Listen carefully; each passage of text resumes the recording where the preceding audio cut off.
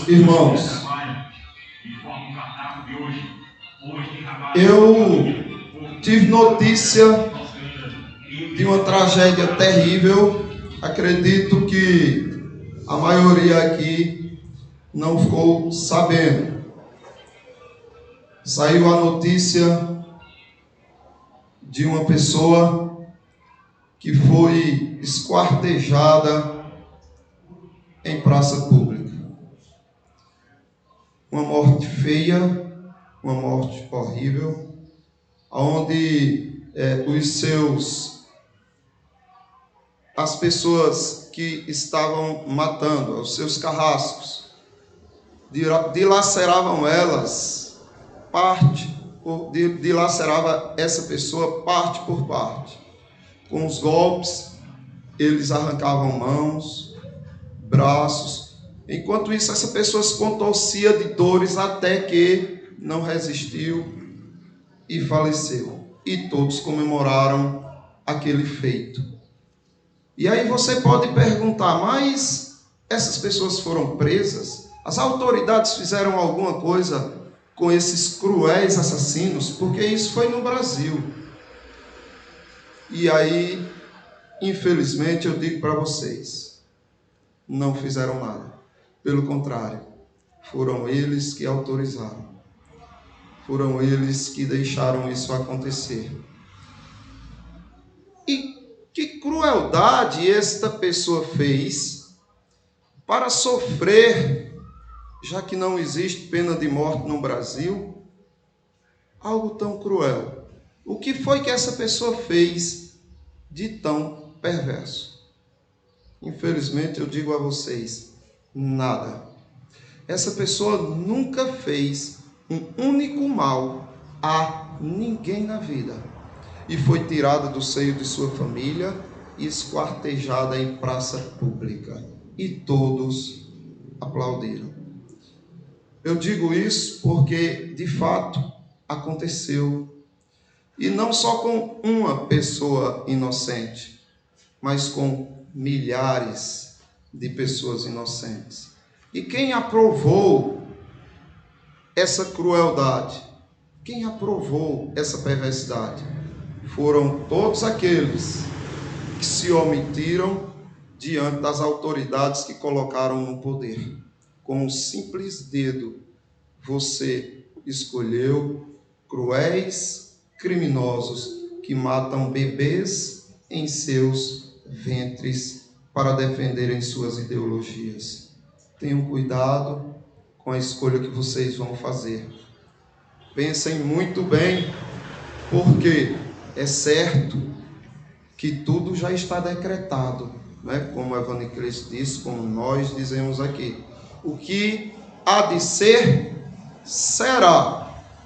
Nós não podemos viver angustiados, murmurando pelo mal que sobrevém à nação. Afinal de contas, isso é profético. Jesus Cristo disse que as coisas estariam indo de mal a pior. É óbvio que o anticristo tem que vir e implantar o seu reinado aqui.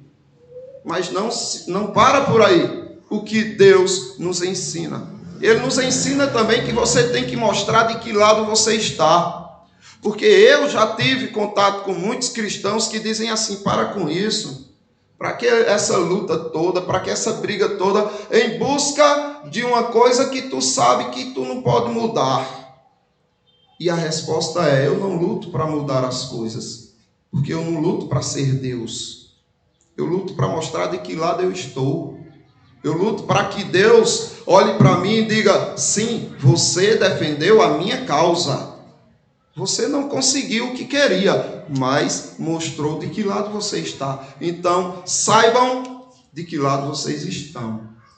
E observem a coragem que vocês têm de denunciar o mal. Porque profetas morreram, apóstolos morreram. Sabe por quê? Porque fizeram política. Mas não porque fizeram políticas partidárias humanas, mas porque tomaram partido de Deus. E se levantaram contra as autoridades deste mundo. Por que vocês acham que João Batista morreu? Foi porque ele pregava arrependei-vos e crede no Evangelho? Não. Foi porque ele encarou um político, um rei perverso. Por que vocês acham que Jeremias foi preso e sofreu na prisão? Porque ele encarou reis, autoridades. Então, ou você se posiciona, ou você será cúmplice. Ah, mas eu não posso mudar nada. Você não é Deus. Deus não te chamou para isso, para mudar as coisas. Ele te chamou para lutar por aquilo que é correto. O resultado ele dará. Se ele quiser confirmar a tua luta, amém. Se ele não quiser, amém também. Mas que fique conhecido de que você está com Cristo e não está sendo omisso. Nós vamos ver em Neemias sua postura diante de autoridades. Mas antes de lermos, eu quero questionar a todos aqui. O que você está pronto a enfrentar em favor do seu irmão em Cristo? O que você está pronto a enfrentar para defender os inocentes? Para lutar pela causa do oprimido? Você está pronto para isso? Você estaria dispostos a enfrentarem os piores inimigos da igreja? Os piores inimigos de Cristo? É interessante que na Nicarágua, o Daniel Ortega implantou, não é, um governo ditatorial lá. E eu só via notícias da seguinte maneira: padres católicos são proibidos de fazer a missa. Padres católicos estão sendo presos. Dezenas de freiras estão sendo expulsas do país. E eu dizia, cadê os evangélicos? Por que não se tem notícia deles? Eu não quero julgar, porque até então eu não sei o que está se passando com eles lá, se eles estão dando a cara a tapa, se eles estão enfrentando o perverso, ou se eles estão se omitindo.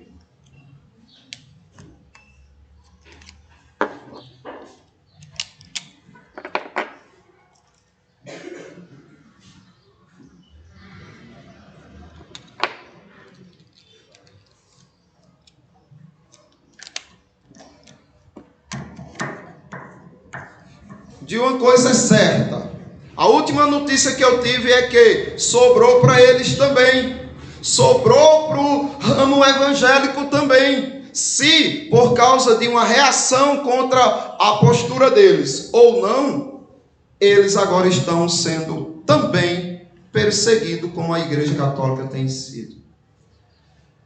E aí você diz, mas no Brasil isso jamais pode acontecer. Não, no Brasil isto vai acontecer. É só questão de tempo.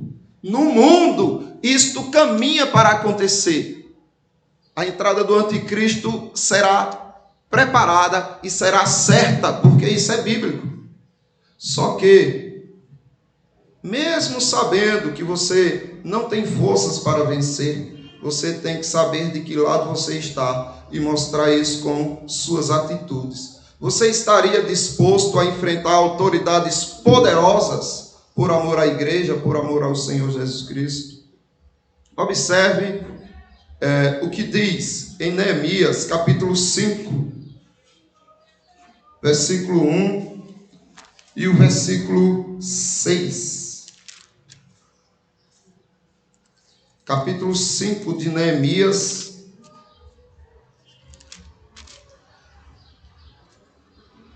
diz assim: foi grande, porém, o clamor do povo e de suas mulheres contra os judeus, seus irmãos. Foi grande, porém, o clamor do povo. O povo já não suportava mais tanta opressão, tanta maldade, tanta injustiça. Então, em peso, clamaram a Deus. E aí o versículo 6. Ouvindo eu, pois, o seu clamor e estas palavras, muito me aborreci. E aí Neemias se aborrece Neemias toma aquela causa. Neemias tinha ouvidos abertos para ouvir o clamor do povo. Você tem ouvido o clamor, por exemplo, daqueles bebezinhos que estão sendo dilacerados nos ventres de suas mães? Vocês estão ouvindo o clamor delas, pedindo pelo direito de viver? Vocês estão ouvindo o clamor das crianças que estão sendo pervertidas dentro das escolas, por conta de ideologias perversas e maliciosas que corrompem a inocência delas, e depois que é corrompida a inocência delas, toda a família sofre em casa porque não sabe mais o que fazer com sua filhinha, com seu filhinho, que agora só pensa em coisas pervertidas. Você está ouvindo o clamor daqueles que precisam do teu socorro, da tua consciência, do teu posicionamento. É preciso que você tenha consciência de quem você é, do para que você foi chamado e a quem você tem que enfrentar e como você tem que enfrentar, porque é com as armas que Deus te proporciona, todas aquelas que não são contrariadas com a sua santa palavra. Neemias ainda dizendo, não é que ficou muito aborrecido, muito indignado. No versículo 7 ele diz assim: depois de ter considerado comigo mesmo. Então não adianta também você se indignar e sair por aí fazendo o que bem entende, para dar uma de justo, uma de que é diferente e de que não é omisso. Não é só isso. Olhe a injustiça, pense direitinho e veja como é que Deus permite que você a combata. Depois eu passarei esse vídeo para vocês. Acredito que alguns aqui já viram. Mas é o vídeo de uma mulher que tem ideologias perversas, ensinando aos militantes de sua ideologia como corromper as crianças. Porque para eles não basta entrar nos colégios e perverter a mente das criancinhas nas escolas.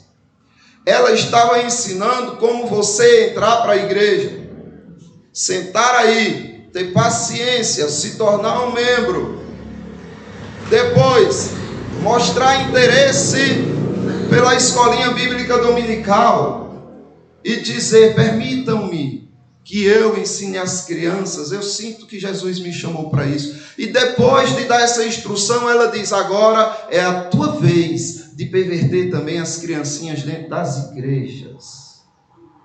De que lado você está e o que você está disposto a fazer para frear essas pessoas?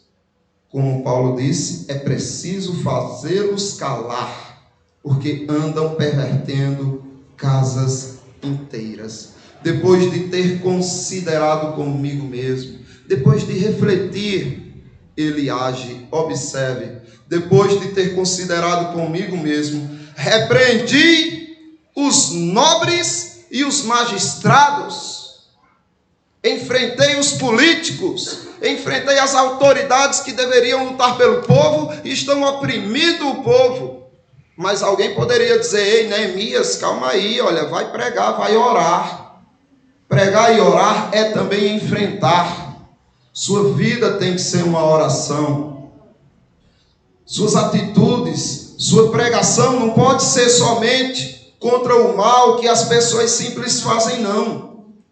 É também contra o mal que as autoridades praticam, que os nobres praticam. Ou você não quer problemas para a sua vida? Porque se for assim, você já arranjou um grande problema na sua vida. Neemias vence a tentação do domínio. Depois de ter considerado comigo mesmo, repreendi os nobres e os magistrados e lhe disse: sois usuários, cada um para seu irmão. Observe, Neemias poderia escolher o lado mais fácil, o lado dos magistrados, o lado da omissão ou do apoio às autoridades, e ele não teria problemas. Mas ele os repreendeu e disse: olha, vocês estão usando cada um o seu irmão. Neemias se opôs à tentação do lucro. No capítulo 5, do 7, no versículo 8, diz assim: disse-lhes: nós resgatamos os judeus, nossos irmãos que foram vendidos a gentes. A gente resgatou eles. Os pobres já tinham sido vendidos como escravos. Aí a gente vai e resgata os nossos irmãos para que eles conheçam novamente. Lembrem-se, desfrutem da liberdade. Já havia 70 anos. Muitos foram presos e não voltaram a ser livres. E os que voltaram já estavam velhinhos. E agora Neemias está dizendo: olha, esses estão sofrendo. E vós outra vez negociareis vossos irmãos para que sejam vendidos a nós? Quer dizer que você vai tirar ele da opressão de lá para ser o opressor? Como é que você pode fazer isso? Observe que Neemias está falando contra as autoridades. No versículo 9 ele diz: então se calaram e não acharam o que responder.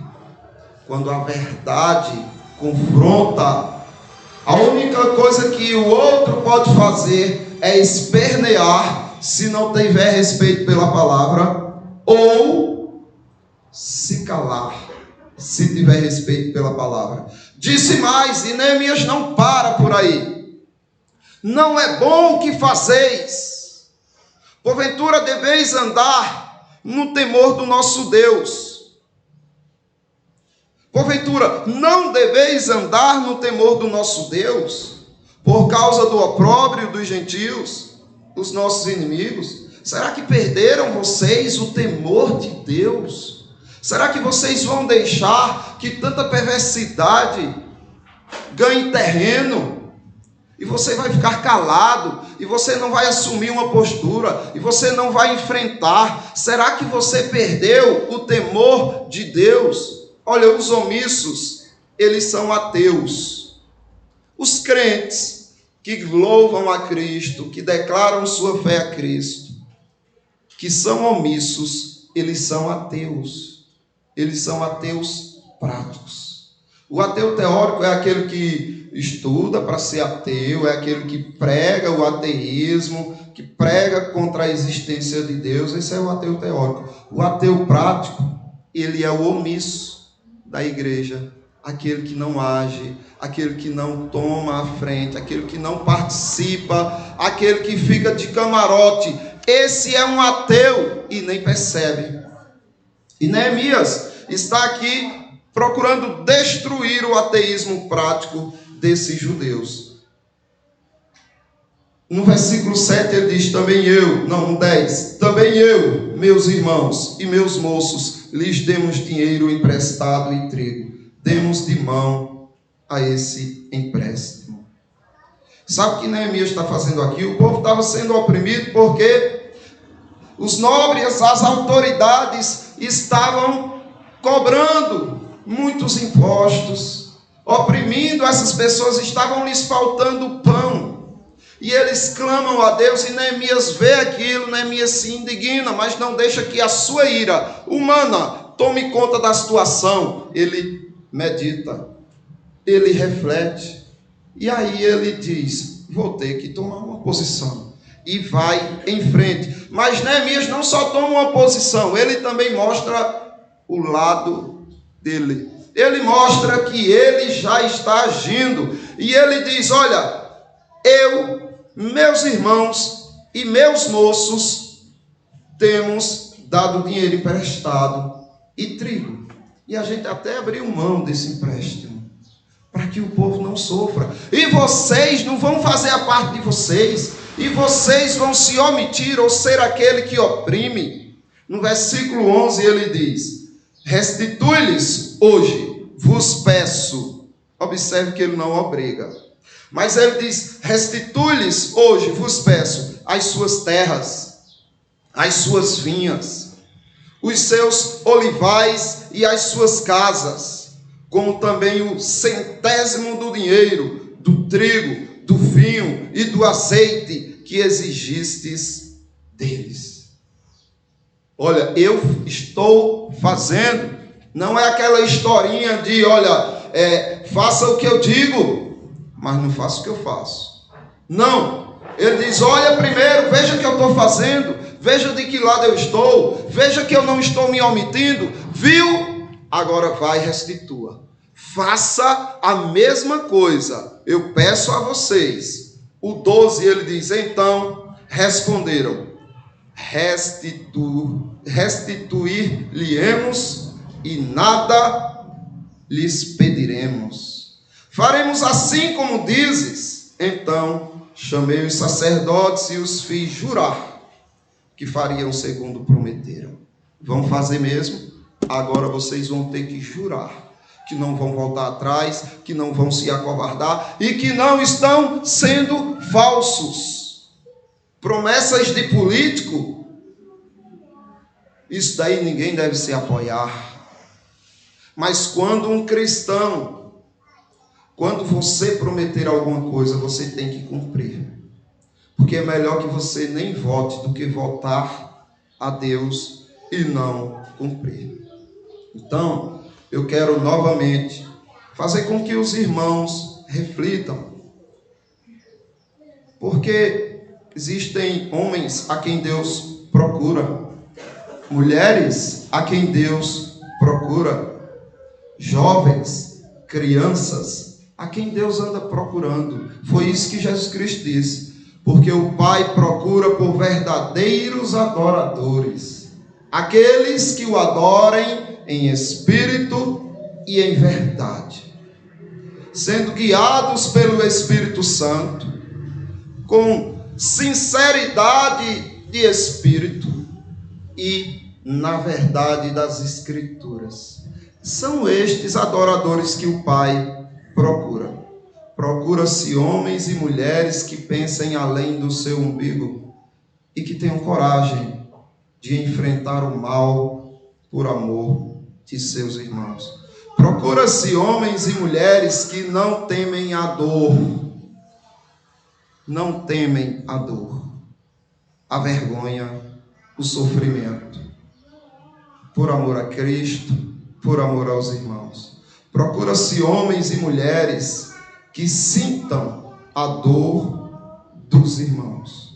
O apóstolo Paulo aos Filipenses diz isto, no capítulo 3, versículo 19, diz que muitas pessoas têm por destino deles a perdição, e o Deus deles é o ventre, e a glória deles está na sua infâmia, visto que só se preocupam com coisas terrenas.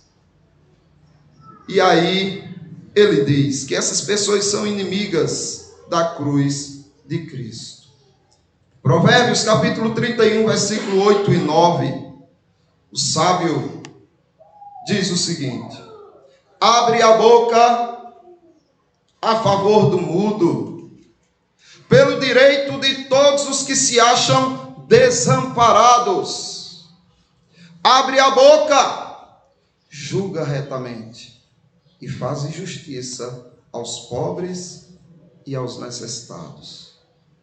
Miqueias, capítulo 6, versículo 8 diz: ele te declarou, ó homem, o que é bom, e que é o que o Senhor pede de ti, que pratiques a justiça, ames a misericórdia e andes humildemente com o teu Deus.